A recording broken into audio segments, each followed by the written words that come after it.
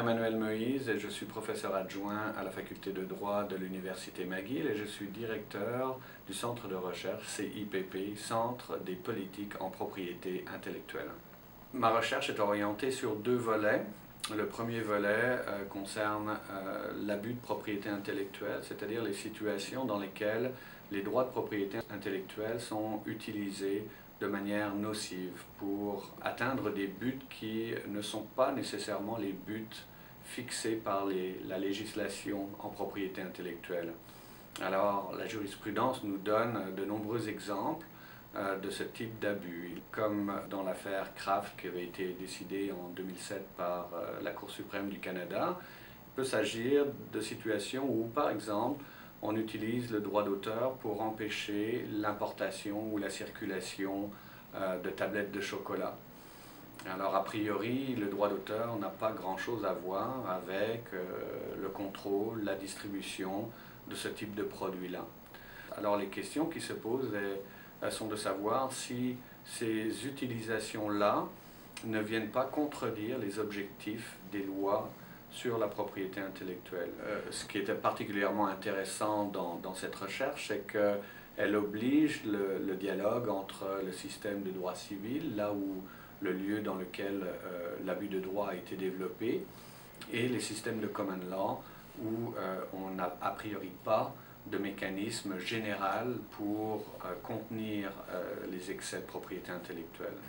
Le deuxième axe qui me tient à cœur de la recherche, qui est une réflexion constante, c'est de savoir comment expliquer l'innovation et quelle est la part du droit dans l'innovation. Pour la conduite de ce projet, je travaille avec Matteo Ferrari, qui nous vient d'Italie et qui poursuit des études postdoctorales, ainsi qu'avec Francis Lord, qui est mon étudiant au doctorat et dont j'ai la supervision, et Palmira Granados, qui nous vient du Mexique et qui travaille sous la supervision de Richard Gould du Centre de propriété intellectuelle. On a le système de propriété intellectuelle qui jusqu'à présent a été la principale plateforme à partir de laquelle on a pensé l'innovation, c'est-à-dire qu'on l'a pensé en termes de récompense. On vous donne un droit parce que vous avez créé, ou on vous donne un droit parce que vous avez inventé. Il se trouve que la plupart des études récentes auxquelles ont participé des économistes ou des sociologues tendent à contester l'adéquation ou la relation entre les schémas propriétaires et l'innovation.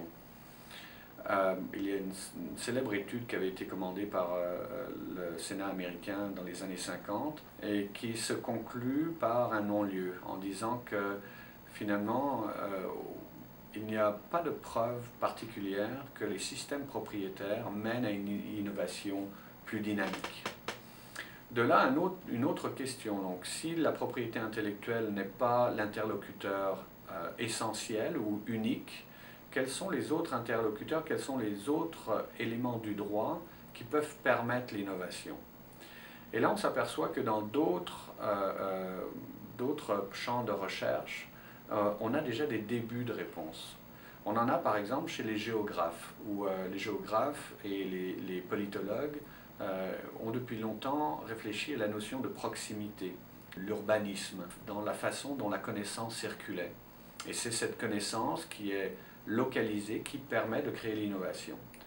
Alors tout d'un coup, on s'aperçoit que le droit de zonage ou les réglementations particulières sur le zonage pour créer des pôles technologiques, par exemple, peuvent être un moyen de provoquer l'innovation.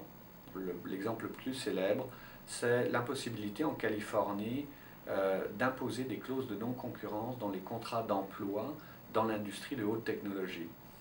Ce qui fait en sorte que l'impossibilité de l'employeur de retenir l'employé va permettre la mobilité de l'emploi. Et si vous permettez la mobilité de l'emploi, vous créez deux choses. Vous créez un bassin de concurrence pour les meilleurs employés et, secondement, vous permettez à la connaissance de circuler, d'être beaucoup plus flexible. Alors ce sont des hypothèses qui restent à vérifier, mais on a développé cette idée que certaines interventions ponctuelles, certains cadres juridiques seraient plus propices ou autant propices, aussi propices que la propriété intellectuelle pour pour créer ce contexte qui va amener l'innovation.